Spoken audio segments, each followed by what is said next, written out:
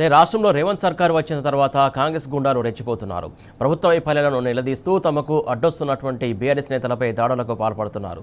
సూర్యాపేట జిల్లాలో కాంగ్రెస్ రౌడీ మూకలు రెచ్చిపోయాయి. యార్కరం గ్రామ బీఆర్ఎస్ నేత మాజీ సర్పంచ్ భర్త చింతలపాటి మధును దారుణంగా నరికి చంపారు.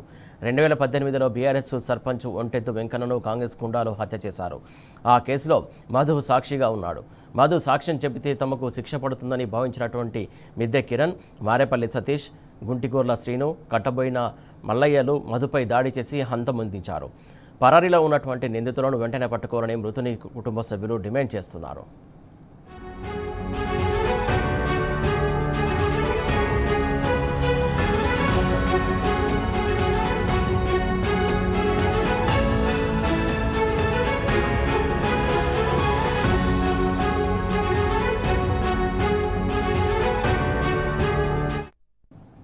మధు హత్యతో గ్రామంలో ఉద్రిక్తతలు నెలకొన్నాయి. ఎటువంటి అల్లర్లు జరగకుండా పోలీసులు గ్రామంలో పికెటింగ్ ఏర్పాటు చేశారు. యార్కరం గ్రామంలో బీఆర్ఎస్ నేతలను టార్గెట్గా చేసుకుని గత 10 ఏళ్లుగా హత్యలకు పాల్పడుతున్నారు కాంగ్రెస్ గుండాలు. 1985 నుండి ఇప్పటివరకు గ్రామంలో 5 రాజకీయ హత్యలు జరిగాయి. మాజీ మంత్రి జగదీష్ రెడ్డి మధు మృతదేహానికి యార్కరం గ్రామంలో నివాళులు అర్పించారు. మధు కుటుంబ సభ్యులను కలిసి ఓదార్చారు జగదీష్ రెడ్డి.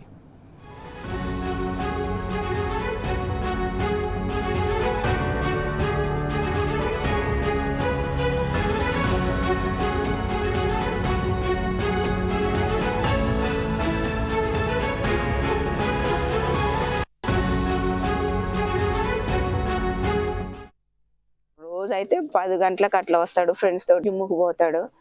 ఇక 11 గంటలకు వస్తాడేమో అని అనుకొని ఇక నేను 2 పిల్లలు పెట్టుకొని నేను పడుకున్నా. డోర్ తీయంగానే మా చిన్న ఆడబిడ్డ పెద్ద ఆడబిడ్డ ఇద్దరు వచ్చారు. రాగానే మౌనిక నువ్వు ఫోన్ చేసినవారా మా అన్నకి అని.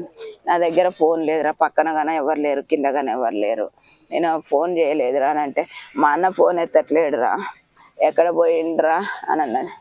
ఏమోరా నాకు తెలియదు, రాలేడురా, మధ్యాహ్నం వస్తానన్నాడు, ఇంతవరకు రాలేడు, ఏమి చెప్పలేడు, ఏమి చెప్పకుండానే పోయిండు అని నేను అన్నా. అనగానే ఇక బయట పోలీస్ స్టేషన్ పోయి పిటిషన్ ఇద్దాంపా అని అన్నది. రూరల్ పోలీస్ స్టేషన్ పోయినా, అక్కడ పోయి పిటిషన్ ఇచ్చేసి వచ్చిన. పిటిషన్ ఇచ్చి మా ఆయన ఇట్లా మిస్ అయ్యిండు, ఫోన్ ఎంత చేసినా ఫోన్ లిఫ్ట్ చేస్తలేడు, 4 గంటలకు మాట్లాడిండు, ఇక తర్వాత ఫోన్ లిఫ్ట్ చేస్తలేడు అని నాకు అని పిటిషన్ ఇచ్చి, మీరు ఎక్కడమ్మా ఉండేది అని అంటే, మేము సూర్యాపేటలోనే ఉంటున్నాము, ఎన్ని సంవత్సరాలు అవుతుంది వచ్చి అని అంటే, 7 సంవత్సరాలు అవుతుంది సార్ సూర్యాపేటకు వచ్చి అని అనగానే, ఇక్కడ రూరల్లో వద్దమ్మా టౌన్లో ఇవ్వండి మీరు పిటిషన్ అని అంటే, టౌన్ పోలీస్ స్టేషన్ దగ్గర పోయి టౌన్ పోలీస్ స్టేషన్లో పిటిషన్ ఇచ్చిన. పిటిషన్ ఇవ్వగానే అర్ధగంట సేపటికి మళ్ళీ పోలీస్ వాళ్ళు వచ్చి మమ్మల్ని ముగ్గురిని తీసుకొని పోయి చూపెట్టారు. చూపెట్టగానే నా భర్తని మూట కట్టి మోరిలో పడేసి వెళ్ళిపోయారు. ఎల్కారం స్టేజ్ దగ్గర.